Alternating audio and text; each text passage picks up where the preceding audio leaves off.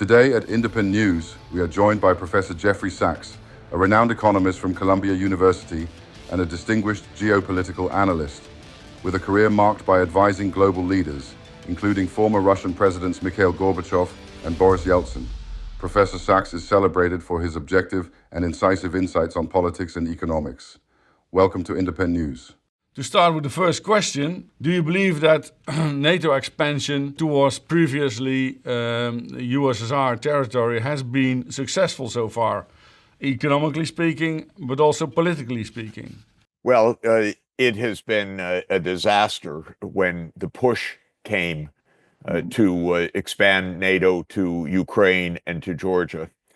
Actually, I think by now, most people know that on February 7th, 1990, both the United States and Germany said very clearly, very formally to President Mikhail Gorbachev, NATO will not move 1 inch eastward. For a long time that was denied, but now people have gone back to the archives. They've gone back to the tapes. They understand that this is absolutely true. The United States, in the context of German reunification, which was the end of World War II, actually, in 1990, because there was no treaty at the end of World War II. It took till 1990 with German reunification to formally, legally, juridically, geopolitically end World War II by ending the division of Germany. In that context, the idea was that the Soviet Union would end the Warsaw Pact and NATO would not move 1 inch eastward. What happened, I think, again, as now people have come to understand, the United States went into arrogant overdrive, meaning that the United States decided we are the sole superpower. We are the indispensable nation. We can do what we want. And especially when the Soviet Union ended in 1991 and Russia became the successor state. Even legally, it was the continuation state. So promises, agreements, treaties applied still. They didn't end. But the United States said, our promise not to expand NATO, that ends. We can now move our military to any piece of the globe, was essentially the idea. I compare it to a childhood game, the game of Risk, where you want your piece on every part of the world map. That became the American view. It wasn't even hidden. This was called liberal hegemony. This was called American primacy. This was called unipolarity. The Americans didn't hide it. The arrogance was overflowing. It was even called the end of history. And so we went into a NATO expansion, eyes open, saying, what can Russia do? They'll have to accede to this. There's actually a very clear expression of this in the 1997 book, The Grand Chessboard, by Zbigniew Brzezinski, which there you go. You know, he writes the question, well, we're going to expand, Europe's going to expand, NATO's going to expand. What will Russia do? And he reasons out all the possibilities, and he concludes very explicitly, Russia has no choice but to agree. You know, it's a second-rate power. We're going to make it a third-rate power. That was the idea. It's been a disaster. It has failed. It has done untold damage to Ukraine and to world security, I might say, not to mention the European economy. So this, in the end, proved to be an arrogant U.S. disaster. Do you believe that the EU has helped America to, spread this, let's say, position towards the Eastern European countries? How do you view that? We know from the famous expression of Lord Ismay going back to 1951, I believe, that the purpose of NATO is to keep the Americans in, the Russians out, and the Germans down. That was how it was described going back to the early 1950s. But what NATO meant was that by and large, Europe became subservient to the United States, not only in defense policy, but in foreign policy. But let me also say that for decades and decades, Europe had an independent view to an extent. And there were certainly European leaders who were very creative, very dynamic, and pushed the United States to do better. I think of Willy Brandt, for example, and Politik, which was not an American-led initiative. This was really a German-led initiative. Let's tone down the tensions on the European continent, and let's find a way to have peace on the continent. And Helmut Schmidt and Helmut Kohl had their own ideas, absolutely. When the United States launched its disastrous war in Iraq in 2003 on completely phony pretexts, not just an error, by the way, of that Saddam Hussein had weapons of mass destruction, on a lie that Saddam Hussein had weapons of mass destruction, because the Americans knew it. Mm. Many European countries objected. But what happened was, and you can almost date it to the Bucharest NATO summit, the United States unipolar vision, this arrogant vision, went into overdrive, and the Americans demanded subservience of Europe in foreign policy. At the Bucharest 2008 summit, this is when the United States pushed for a formal commitment that NATO would move to Ukraine and to Georgia. On the first day of the summit, Chancellor Merkel and President Sarkozy resisted. They said, this is a bad idea. This is provocative. We don't want to do this. On the second day, they folded their hand. Do you know why, Professor Sachs, do you know why they did so? Because that's interesting. Their motives. The motives were that fundamentally they viewed European security as dependent on the United States. I don't think it's more than that. I don't think it's less than that. They tried to talk the U.S. out of a bad idea. When they failed, they went along with the United States. Formally, it was a compromise because the U.S. wanted what was called a MAP, a membership action plan for Ukraine to join. Merkel and Sarkozy resisted. So there was no MAP, but there was a firm, clear, unambiguous statement that Ukraine and Georgia will join NATO. Not that they might, but that they will. This was the end of European foreign policy until today, by the way. After that, you can hardly find a murmur in Europe that differed from the United States.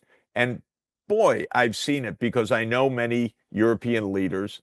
They say something in private, but in public, it is saluting the United States up until now. Do you say that because you think that the Trump administration will bring a different view also to Europe in that respect? Frankly, Trump is a wake-up call to Europe. Trump is a wake-up call. Get your act together. Have a foreign policy. Have an autonomous security policy. That's my view. I'm pro-European. I want Europe to get its act together. By the way, not to get its act together to continue a war with Russia. That's insane. I want Europe to get its act together to have a European foreign policy that is based on peace, based on the best of Europe, based on diplomacy. That's the Europe I want to see. The U.S. led Europe into this unipolar vision, into this obnoxious, unnecessary confrontation with Russia. I want European leaders to understand, boy, we were taken down a different path. Wrong one. Now that Trump is saying, okay, this was wrong, I want to fold the hand, no more NATO enlargement, European leaders are still on the old track. They don't want to admit that it was the wrong track. They're not only saying European autonomy, which I agree with, they're saying continue the war with Russia, which is crazy, by the way. Europe is being given an off-ramp, not to be, not to unilaterally disarm or pacify. No, Europe needs its security. It needs a security arrangement in Europe. There was a very good idea of the OSCE, the Organization for Security and Cooperation in Europe, of collective security. Very good idea. Don't take steps that jeopardize the security of your neighbor. That's what NATO enlargement was all about. Europeans are very clever. They have 2,000 years of diplomatic experience under the belt. They can figure this out, but so far they have not figured this out. Would it be a good idea if Mrs. von der Leyen went to Mr. Putin and asked for a discussion with him?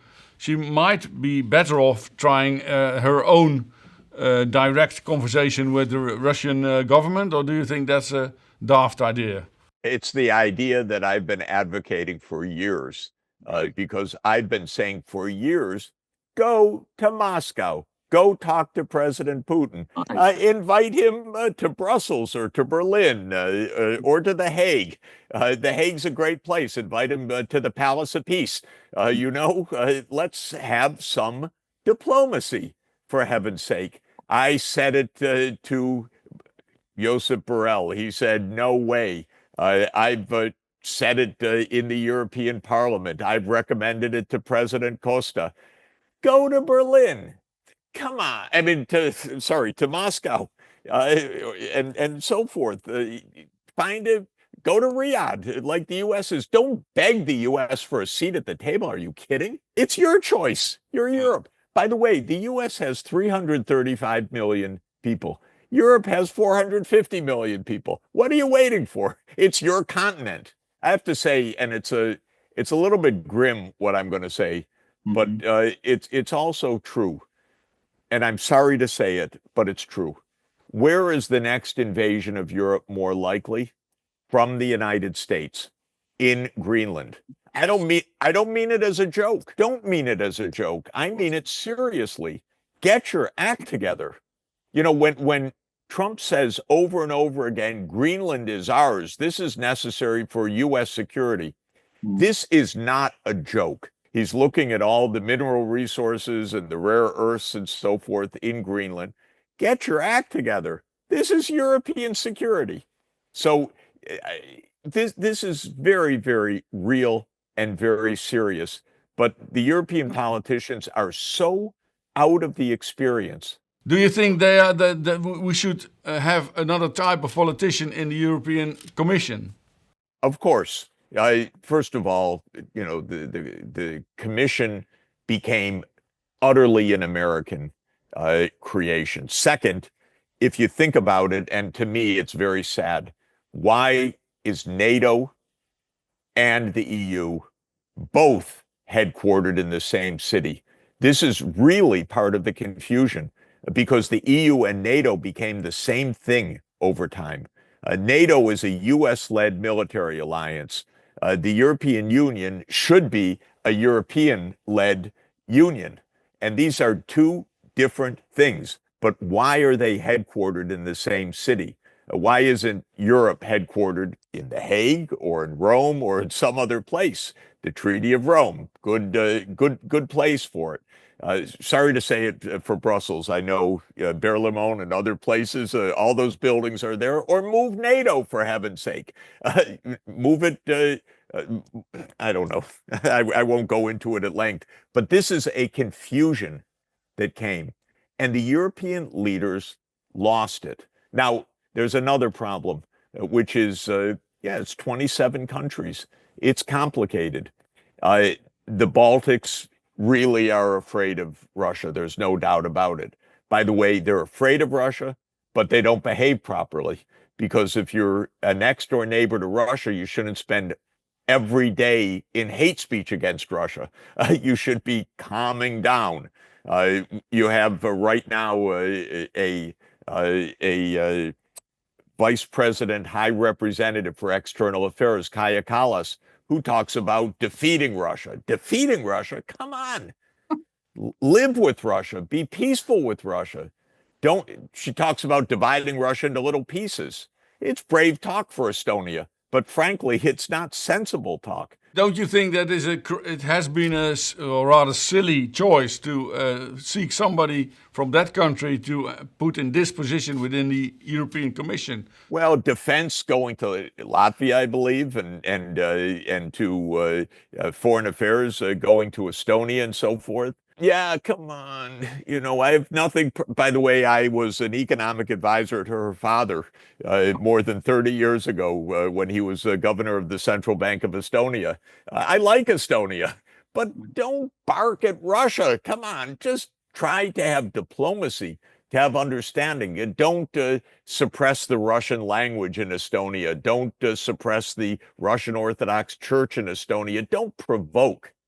Have diplomacy. Sometimes they say things to me in private, but they don't say it in public. And they have viewed everything through the lens of Washington.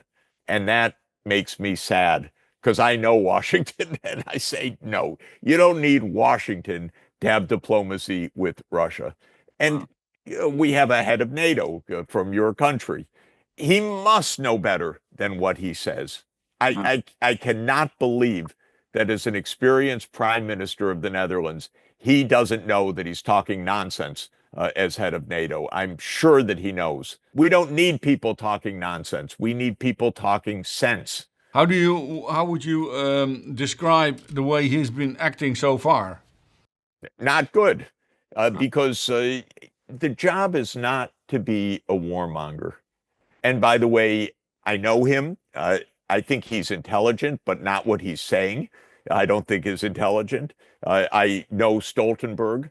I really, really disliked how Stoltenberg was Secretary General of NATO, and I told him many times he wasn't listening. Now he's back as Finance Minister of Norway. I was friends with him beforehand. I hope I can be friends with him again. But something interesting I can tell you. He said so many terrible things, in my view, as Secretary General of NATO. And I said this to another European leader, and of course I won't mention names, but I said, it's terrible. The person said to me, but Jeff, what job does he have? And the person, I said, he's Secretary General of NATO. And this is a leader said to me, Jeff, what does that mean? I said, what do you mean? He said, well, these are American lines that he's speaking. Okay, Rutte isn't even speaking American lines. He's speaking Biden's lines, by the way. He's not even understanding that Trump is saying we don't want to continue this failed process of NATO enlargement anymore. Rutte should understand that, but stop the warmongering. And by the way, again, I'm not saying, for example, disarm. I'm not saying, all is great. Europe doesn't need security. No, of course Europe needs security. Of course Europe needs a military. Of course Europe needs deterrence. All of that is real, but it doesn't need warmongering. That's different. But as you said before, so far NATO, also under Mr. Rutte, has followed the United States, Biden administration. They now face a Trump administration with a totally different message. Do you also believe that NATO and Mr. Rutte and the EU still follow the old path, which goes up to the Biden administration, and has not gotten used to the new administration in the USA and their policies? Absolutely, because first of all, they're still trying simply to please Trump. Oh yes, 3% of GDP, 5% of GDP, or the statements about Denmark and Greenland, which I take very seriously. I have to say that again. It's not to be alarmist. It's to say honestly to Europe, get your act together. Really, don't allow U.S. statements like this by anybody, by President of the United States or anybody else. No. That's war talk. That is not acceptable talk. And this expansion of territory is not acceptable talk. But European politicians have not found any of these words right now. And they're still focused on a failing effort. Just when you come to Ukraine, everything is kind of PR stupidity. The statement that has been the statement for years, for as long as it takes. For as long as it takes for what? can we speak as grown-ups? What are the aims? Are your aims 1991 borders? Okay, well, that's not going to happen other than through a World War III. And that is for clear reasons of history. It's not going to happen. So what does it mean for as long as it takes? Europe doesn't, for one moment, have an honest discussion of this. You can't even debate these points in the mainstream media. And the quality of the people running the EU now is less than it used to be, let's say 30, 40 years ago. Would you agree with that? Absolutely. I think Europe has extremely high quality people. So it's not something intrinsic. It's a degradation of institutions. By the way, American institutions are deeply degraded. Don't misunderstand me for one moment. I've never seen anything like our politics in the United States. This is a degradation of politics. We should not have a degradation of politics in the nuclear age. We need wise people. We need smart people. We need measured and prudent people. We need careful people. We don't need shouting. We don't need Russophobia. We don't need stupid PR statements. We're not in a PR world. We're living in a real world and trying to survive in a real world. So in general, our institutions are degraded. But it's not that there aren't people in Europe. Even people who are holding these jobs could do better if they were serious about it. But we need true discussion. We need people to not panic, but actually honestly discuss. I can tell you, well, you know it, but I know it from personal experience. I know leaders all over Europe. For years, they did not want to have a serious discussion of issues. Why do you think that the European leaders have gone astray from the path they should be able to take as responsible persons for the politics of Europe?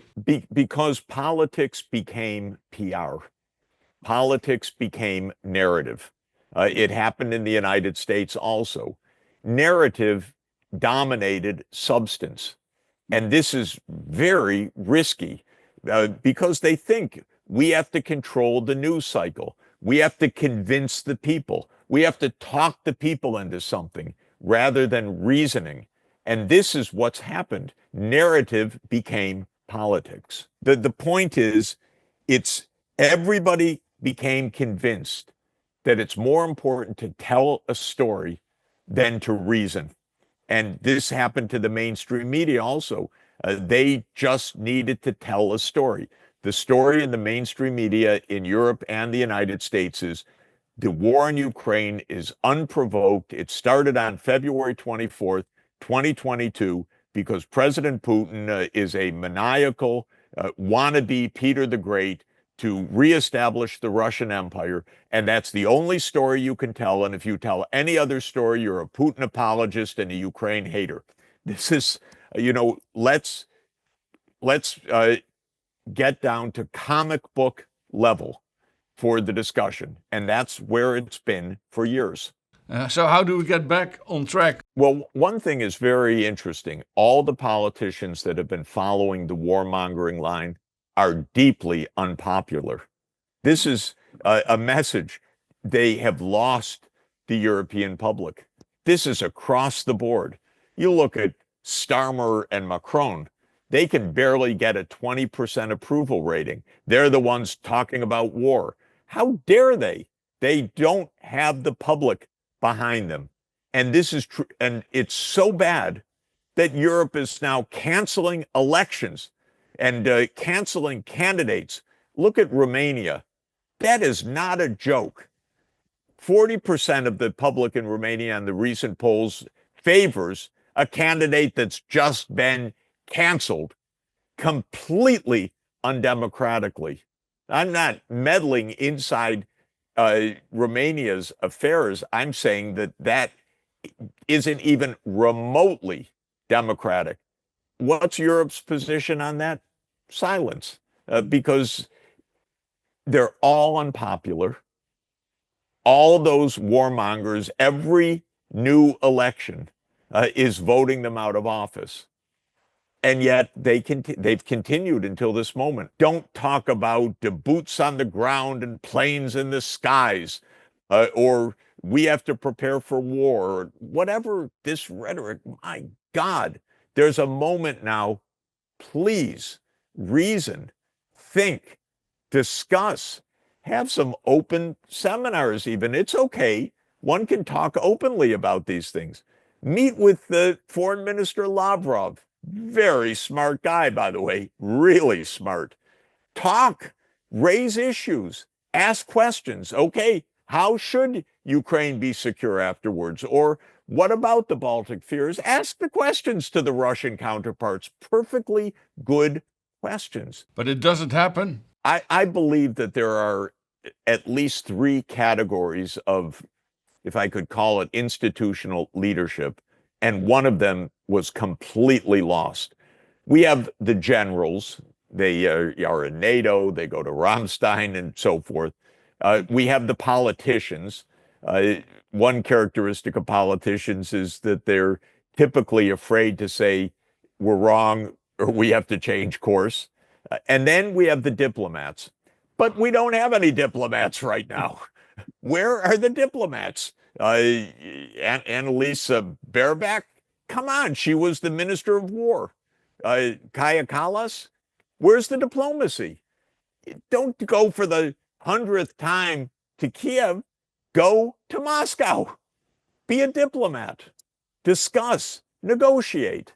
This is very clear. If you don't do this, you get to the situation whereby a lot of people here in Europe believe that we might get into World War III. How do you view that that possibility? Do you think that there is a real chance that we get into that? And if so, what would be the trigger of that? You know, there was always something totally, profoundly wrong about the game that the Americans and the Europeans were playing vis-a-vis Russia. And that was the following. Europe and the US and NATO said, we'll win. Ukraine will win. Russia is the leading nuclear superpower. It's got more deployed nuclear weapons than the United States, basically on parity, each one about 1,600 deployed nuclear weapons, each one more than 5,000 nuclear weapons totally, enough to end not only civilization, but to end human life on the planet. So what was the idea? The idea was, we'll defeat Russia with conventional arms, and they won't escalate. This was the gamble. And then we were told, in what I regard as the stupidest statement of modern times, oh, don't worry about nuclear weapons. Putin's just bluffing. God damn it. I don't want any politician to say something so stupid that puts my grandchildren's lives at risk because that's your hunch. Well, what they get wrong is that from a Russian point of view, the expansion of the United States military to Ukraine, to Georgia, the weapon systems, the U.S. withdrawal from the Anti-Ballistic Missile Treaty in 2002, the U.S. withdrawal from the Intermediate Nuclear Force Treaty in 2019, the U.S. stationing of intermediate missiles in Germany, or the intention to do that, all of this is viewed by Russia as an existential threat. And we say, oh, don't worry. Well, I say there's a good chance, I'm not saying it's a certainty, that if Russia were ever to be losing on the battlefield in conventional weapons, the possibility of escalation to tactical nuclear weapons in Ukraine, as the Russians have said repeatedly, is quite possible.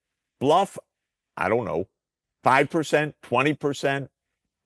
What percent are you going to use to gamble the survival of humanity? And these politicians don't think at all.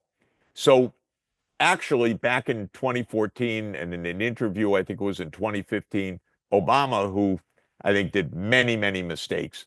But he said Russia has escalatory dominance in the case of Ukraine, because if they're losing, they're going to escalate.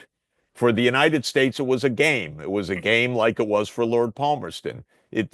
Ukraine is not a make or break for U.S. security. Trump, in his typically straightforward, vulgar way, says we have a big ocean between us. But for Russia, this is their border. In fact, it's across their border. And so we're hitting them with missiles deep inside Russia, with U.S. missiles targeted by U.S. personnel. We're striking inside Russia, if you can believe it. It's mind-bogglingly stupid, and dangerous. So my point is, when European politicians say, "Don't worry, it's a bluff," can I be blunt? Really? Please. I want to tell them, shut up. It's too stupid to even say a sentence like that. Mm-hmm. How do you know? 99% sure, 1% gambling with the survival of the world. Don't do it. Don't talk that way. Let's get back to peace. The 800 billion euros that the European Union now wants to spend on new weaponry to defend Europe. How would you put that in the line of our discussion? I would suggest that the European foreign ministers go on a retreat for a week, and outside of the cameras, outside of the tweets, outside of everything, that they have a good discussion. They could invite people with different views also to discuss. They could brainstorm. They don't even have to end with some grand pronouncement. They need to calm down and talk to each other off the cameras, take stock, take a deep breath, get a grip, and stop the hysteria.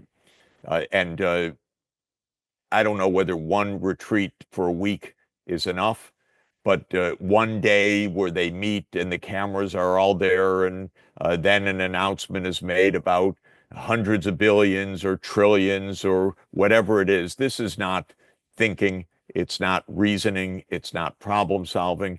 Really, they need to take a deep breath and have some reflection, calm reflection out of the camera, saying, my God, it's a different world. This war is coming to an end, which it is. We have real security issues. We face Trump. We face Putin. We face China. These are real issues. I'm not denying that anything is real issues, but get a grip and stop this daily news cycle of hysteria. And I think the right place, frankly, is the foreign ministers, and out of the glare, and just to think, to talk, to reflect. It's the only thing I can think of that it's not dictating the outcome. It's just saying you need a different process. You're just in a frenzy right now.